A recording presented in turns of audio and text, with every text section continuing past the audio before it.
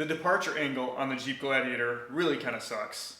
In this video, I'm going to show you how to fix that.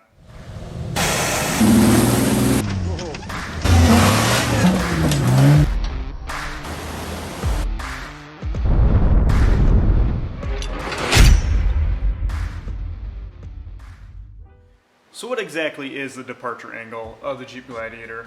Essentially what the departure angle is, it is the angle from the back part of the tire to the back part of the vehicle. Now, on a stock Jeep Gladiator, your departure angle is 26 degrees as opposed to a Wrangler 4-door, which is 37 degrees, so it's quite a bit of a difference.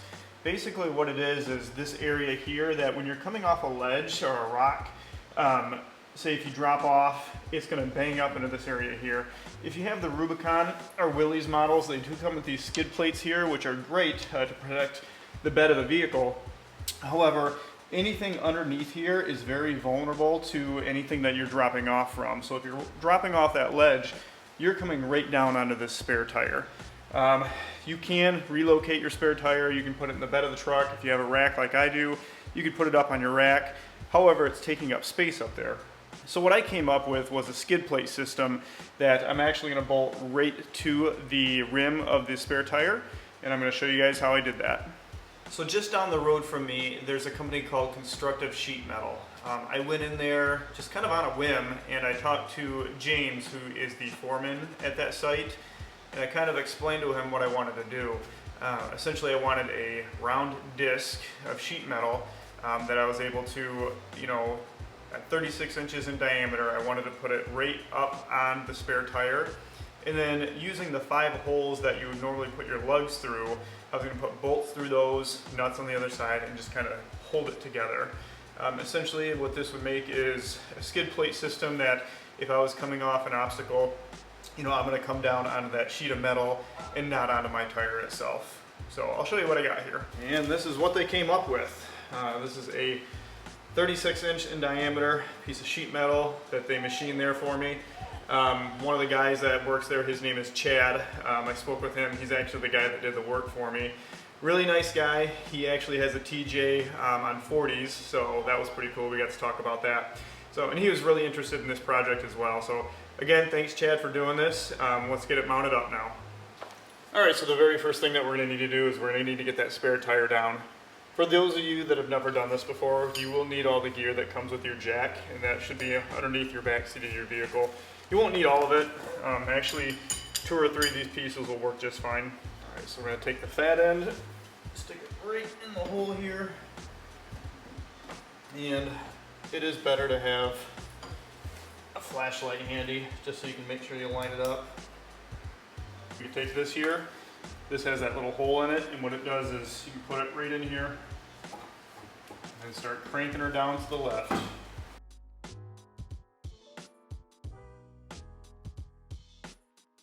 So now that we got our tire down, we're going to take our bolts. These are, I think they're roughly 6-inch bolts, grade 8. Just pick them up at any hardware store. So we're going to slide those through the bottom of the plate, because this is the part I'm going to want on the bottom, because this part's going to be sticking up through the top part of the rim.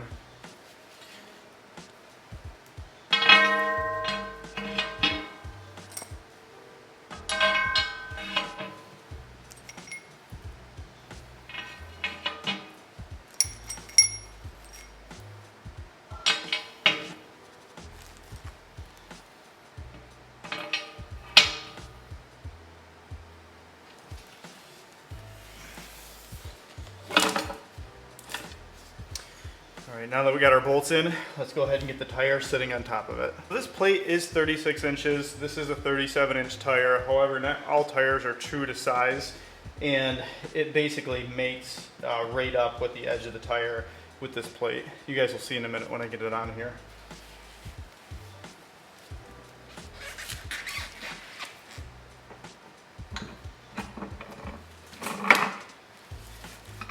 As you can see here, I got all 5 of the bolts coming through the lug holes. The other thing you want to make sure is you want to walk all the way around the edge and just make sure everything is pretty much lined up. Looks good. Next, let's get these washers and nuts on.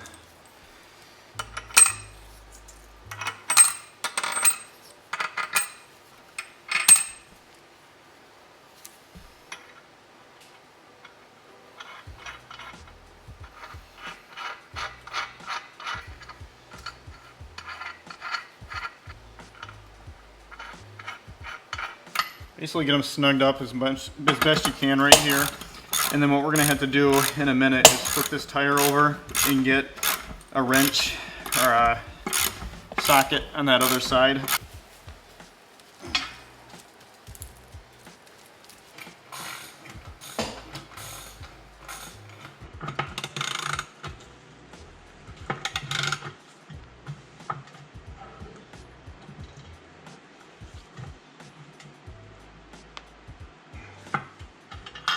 Alright, now that we have all 5 bolts snugly on there, what we're going to do is we're going to flip this back down and slide it back underneath the Jeep.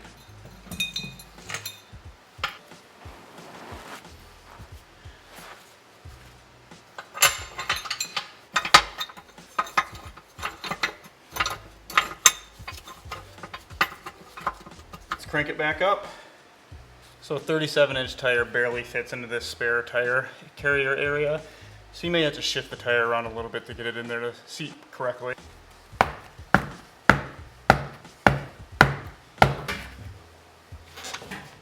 we go. That's where she needs to sit.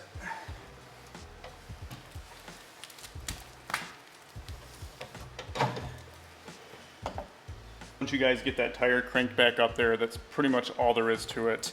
I'll give you guys a look here and so you can see what it looks like.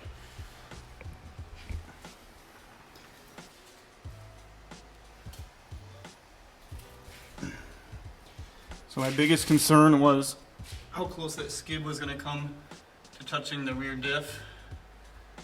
And, you know, it clears up by probably 2 inches or so. It's something I'll keep an eye on. But yeah, looks like it should work out just fine. Solid. I don't think it's going to go anywhere.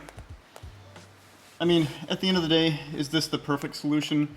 Probably not. You know, these bolts potentially could get caught up on something as you're sliding over stuff.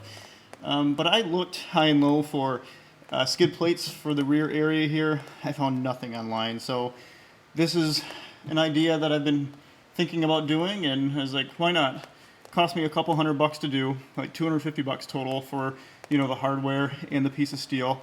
So, I mean, if you guys are looking for an idea of how to protect that spare tire, I think this is a good option.